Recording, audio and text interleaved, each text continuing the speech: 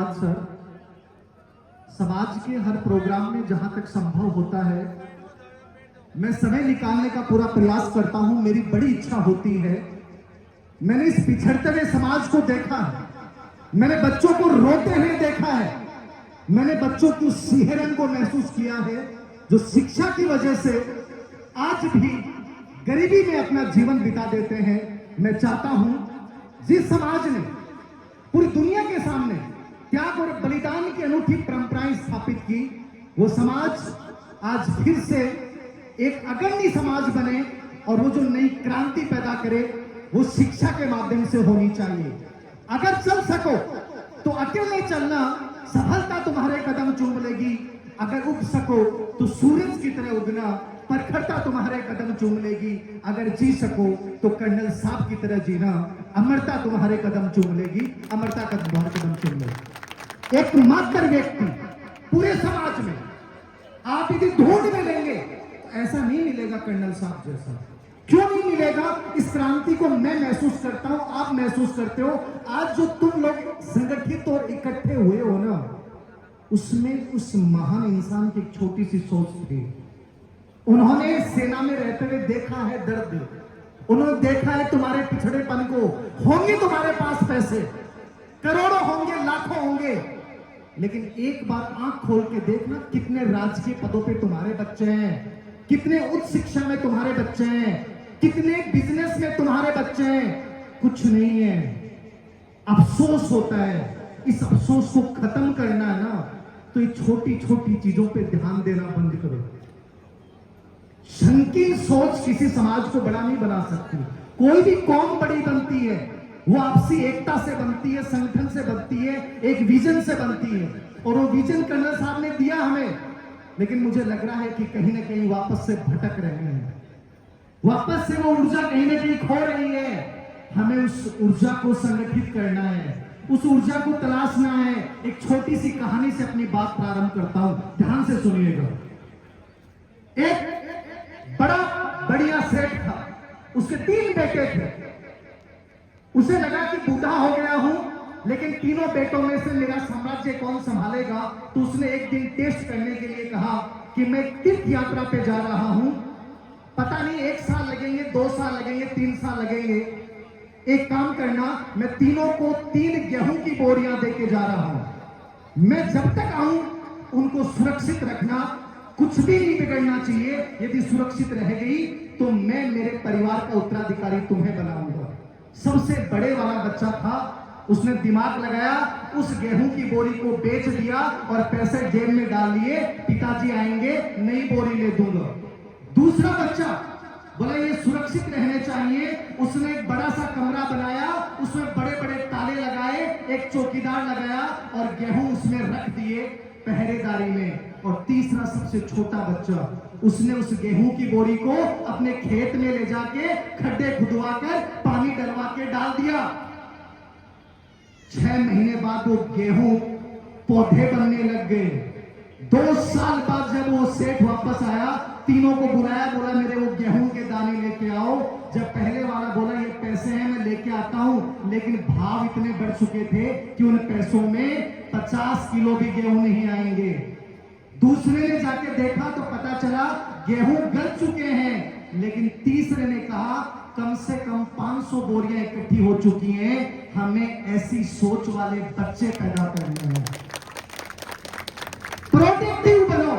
तुम्हारे पास क्या है, क्या था, इससे कोई फर्क नहीं पड़ता।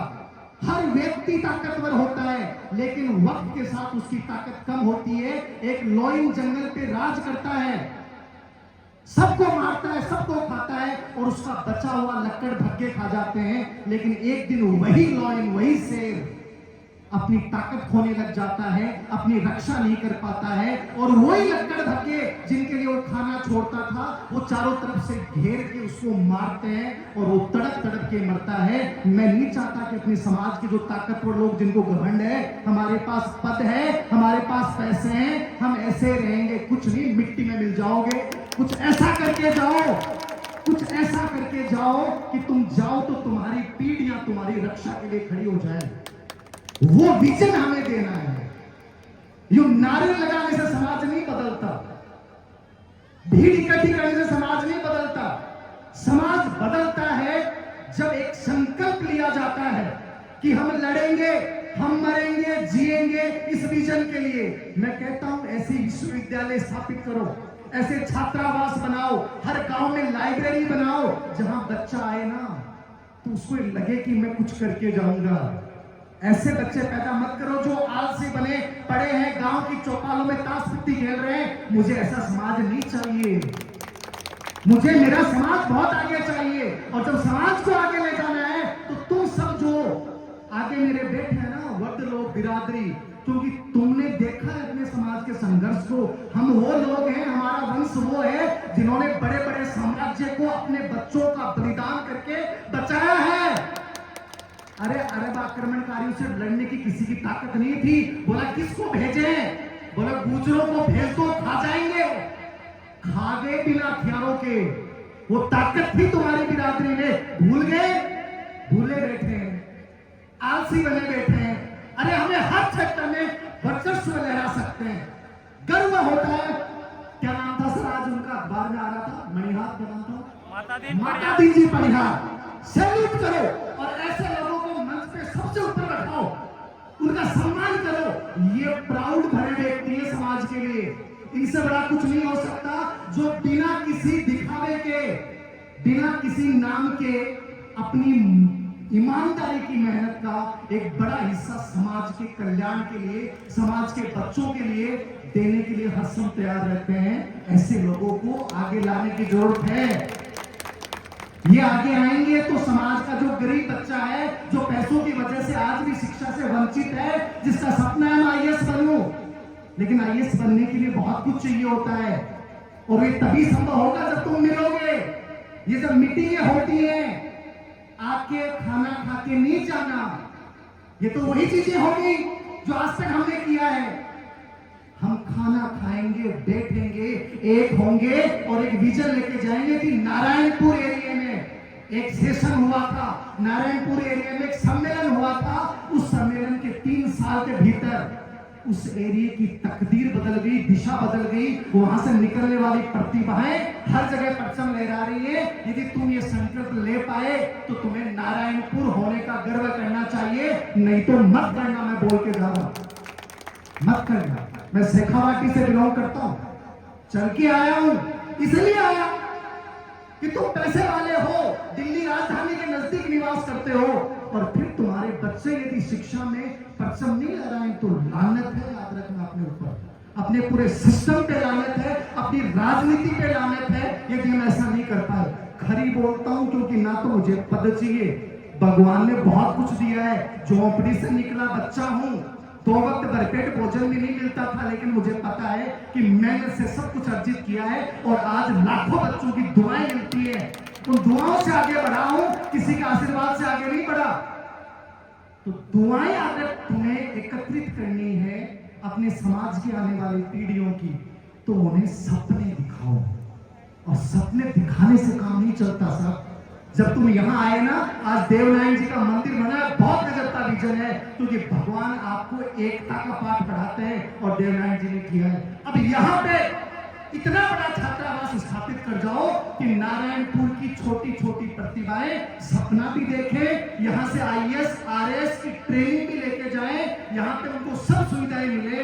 तब मानना कि तुम्हारे यहाँ एकत्रित होने का, तुम्हारे ये पैसे खर्च करने का प्रतिफल आएगा आने वाली पीढ़ियों में। नहीं तो वक्त के साथ मैंने वही कहा, भूल जाएंगे सब लोग, कोई किसी को याद नहीं रखता। शेर मरता है, ताकत खोता है, हम भी अपनी ताकत खोएं, उससे पहले पूरी ताकत इस समाज को उठाने में, इन नई पीढ़ियों को सजाने में लगा दो। और जो जब बच्चे हैं, मैं उनको कहूंगा, यह जरूरी नहीं कि तुम हर दौड़ में अव्वल आओ, यह जरूरी नहीं कि तुम सबसे आगे हो जाओ, जरूरी यह है कि तुम दौड़ में शामिल तो हो, जरूरी यह है तुम गिरने के बाद खड़े तो हो। इम्तिहान जिंदगी में बहुत आएंगे, जो आज तुम्हारे आगे हैं कल वो पीछे हो जाएंगे। बस एक बात याद रखना, चलते रहना, रुकना मत, लड़ते रहना। एक दिन तुम्हारा इतिहास गौरवशाली बन के कहेगा कि हाँ, मैं जिस समाज से बिलोंग करता हूं, सच में वहां से एक प्रेरणा भरी एक आवाज है, और ये बहुत जरूरी है। अंतिम छोटा सा एक एग्जाम्पल और देता हूं मैं आपको। दरिया तेरी खैर नहीं, बूंदों ने बगावत कर दी है। दरिया तेरी खैर नहीं, बूंदों ने बगावत कर दी है। तुम डरो मत, लहरों ने बगावत कर दी है। एक गर्दन, एक तलवार, तुझे झुकना होगा। गर्दन ने बगावत कर दी है। समझ रही इस बात का? गर्दन की बगावत का मतलब है जिस कौम को डर खत्म हो गया ना, भय खत्म हो गया, उस कौम को कोई मिटा नहीं सकती। भारत पाकिस्तान का विभाजन हुआ और एक कौम आई भारत पाकिस्तान विभाजन के बाद। कौन जानते हो? सिंधी आए। सिंधियों का घर छीन लिया, जमीन छीन ली, उनके सामने उनकी पत्नियों का बलात्कार किया गया, बच्चों को मार दिया गया, पूरे बिजनेस को तहस नहस कर दिया। सिंधी केवल खाली हाथ लौट के आए। आज वो सिंधी के होने के नाम पे कुछ नहीं था, लेकिन पता है वो डरे नहीं, क्योंकि डर खत्म हो गया। अरे हमारा सब कुछ छीन लिया पाकिस्तानियों ने, अब डर किस बात का? वो सिंधी चंद लोग आए थे जयपुर में और भारत के कोने कोने में, पता है उन्होंने रेडियां चलाई, उन्होंने भूंगड़े बेचे, उन्होंने मूंगफलियां बेची, एक दूसरे के साथ खड़े हो गए, चाहे उनका भाई हो या ना हो, एक दूसरे के साथ खड़े हो गए, साथ में रहे, साथ में सोए, एक दूसरे को सपोर्ट किया। पता है क्या? भारत की सबसे अधिक पैसे वाली कम्युनिटी यदि कोई है, वो कौन है? सिंधी है। सबसे अधिक पैसे वाले सिंधी है, बिजनेस में सिंधी है, हर जगह सिंधी है। क्यों? डर खत्म हो गया। जिस कौम का डर खत्म हो जाता ना, क्या होगा? अपने बच्चों को ये बना दो साहसी, जिनके अंदर डर नहीं हो, आगे बढ़ने से नहीं डरे, मरने से नहीं डरे, परीक्षा की तैयारी करने से नहीं डरे। यदि ऐसे बच्चे और ऐसी कौम तुमने बना दी ना, तो तुम्हें ये देखने की जरूरत नहीं पड़ेगी कि तुम कहां जा रहे हो, और वरना तुम बातें करते रहना, नारे लगाते रहना। नारों से समाज नहीं बदलेगा। बहुत कड़वी बात बोल रहा हूं, अपने युवाओं को स्पेशली बोल रहा हूं। नारे नहीं, किताबें उठा लो, स्वाभिमान बनाते नहीं, क्योंकि जितना स्वाभिमान जिस समाज का और राष्ट्र का बना है, वो किताबों से बना है। भारत दुनिया का विश्व गुरु कैसे बना पता है क्या? चीनी जापानी लोग भारत में पढ़ने आते थे, पता है आपको? आज अपन लोग विदेशों में जाते हैं। क्यों जाते हैं भाई? क्या हो गया ऐसा? पूरी दुनिया भारत पढ़ने आती थी, आज हम लोग कहते हैं मेरा बेटा विदेश से शिक्षा प्राप्त कर रहा है। अरे भाड़ में गई विदेश की शिक्षा, भारत की शिक्षा, नालंदा तक्षशिला की शिक्षा खत्म कर दी हम लोगों ने। हमारे संस्कार बहुत ऊंचे थे, हमारी परंपराएं बहुत ऊंची थी, और इस विदेशी एजुकेशन की वजह से मामला डमाडोल हो गया। कल मैं पढ़ रहा था कि एक प्रोफेसर की मृत्यु हुई, तो उनकी पत्नी और बेटे ने मोबाइल पे मुखाग्नि दे दी कि प्रोफेसर साहब आपने बहुत किया, हम आपको विदेश इंग्लैंड से मुखाग्नि देते हैं। ऐसे बच्चे नहीं चाहिए हमें संस्कारवान बच्चे चाहिए, हमें ताकतवर समाज चाहिए, हमें शिक्षा की अलग जगाने वाले लोग चाहिए। यदि तुमने ऐसे बच्चे पैदा करने शुरू कर दिए तो ये समाज ऑटोमेटिक बदल जाएगा। मैं ज्यादा कुछ नहीं, अंतिम शब्दों के साथ, मुझे कई बार लगता है कि पिछड़ा समाज है, और आज मुझे देख के सच में लगा, मैं तो इन्होंने इतना निवेदन किया इसलिए आ गया, वरना मैं आता ही नहीं। और आज के बाद में कोई समाज के प्रोग्राम में जाऊंगा तो पहले कहूंगा कि बताओ इज्जत करोगे तो आऊंगा, वरना नहीं आऊंगा। मुझे नहीं चाहिए। फिर क्यों आता हूं मैं? इसलिए कि समाज की 10% प्रतिभाएं बदल गई तो मेरा सौभाग्य होगा, क्योंकि मैं जयपुर में पढ़ाता हूं, मुझे पता है तुम्हारे बच्चों की हालतें कैसी है। अरे फटे कपड़े, इतनी हालत खराब है, रहने की जगह नहीं होती। सोच के देखना, उस गरीबी को महसूस करना, पता चलेगा कि आज भी हम बड़ी बड़ी बातें करते हैं, है कुछ नहीं। जो पढ़ने वाले बच्चे उनके पास संसाधन नहीं है। क्यों नहीं है?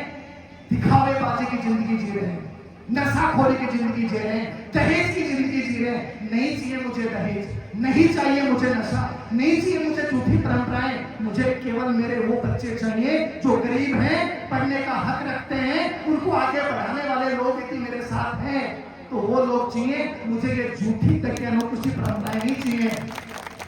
अंतिम शब्दों में, आओ मिलकर बैठे, भूले आपसी मतभेदों को। मतभेद समझ रहे हो? गुजरों में प्रॉब्लम है, एक पट गया तो दूसरा काम खींचेगा। ओहो, वो तो बड़ी बड़ी बड़ी बात कर रहा है, लेकिन तो बड़ी बड़ी गाड़ी इन्हें पट को नीचे, कितनी बड़ी बात है। मैं वीडियो डालता हूँ, सबसे नेगेटिव कमेंट जो आता है वो अपने गुजर समाज का नीचे नीचे लिखता है। एक लड़का गुजरों का पक्का मिलेगा, बट अफसोस होता है कि आज ये पक्का है। आओ मिलकर बैठे, भूले आपसी मतभेदों को, सारा समाज हमारा है, आमंत्रण दें गुलजारों को, एक दूसरे के हिंदुस्तानी होने पे गर्व करो, शामिल करो अनजानों को, साथ बैठ बैठ कर अरदास करें भगवान देव नारायण जी के चरणों को। बस इस प्यार की भाषा से हर खाई को भर देंगे। खाई देख लो ना बीच में, मैं कह रहा हूं कि कंधे से कंधे मिल जाने चाहिए समाज के लिए। कोई पिछड़ा है तो उसको हाथ पकड़ के आगे ले जाए, ऐसी ताकत चाहिए समाज में। आओ मिलकर बैठे, भूले आपसी मतभेदों को, सारा समाज हमारा है, आमंत्रण दे गुलजारों को, एक दूसरे के हिंदुस्तानी होने पे गर्व करो, हम शामिल करें अनजानों को, भगवान देवनारायण जी के चरणों में बैठकर प्रार्थना करें भगवान को। बस इसी प्यार की भाषा से हर खाई को भर देंगे, इस आग उगलते मौसम का माहौल बदल के रख देंगे, माहौल बदल के रख देंगे। धन्यवाद नारायणपुर के पूरे गुजर समाज को, जो भी सरपंच महोदय जयपुर आए थे, मुझे बार बार रिक्वेस्ट की, बस आपसे यही निवेदन है अंतिम रूप से, किसी पे भरोसा मत करना, आपस में मिलजुल के संगठित होकर कोई व्यक्ति आपकी जिंदगी नहीं बदलेगा जब तक खुद नारायणपुर के लोग अपनी जिंदगी, अपने परिवार की स्थिति बदलना नहीं चाहेंगे। जब तक खुद एक हो जाओगे तो यहाँ सब कुछ बन जाएगा। एक एक आदमी प्रयास करेगा, जहां हो वहां से प्रयास करना शुरू कर दो, सब कुछ बदल जाएगा। विश्वास दिलाता हूं, पहल करनी पड़ेगी, टांगे खींचना बंद करना पड़ेगा, फिर आप खुद देखोगे कि यार मेरा समाज बहुत प्यारा समाज है, यहाँ लोग मदद करने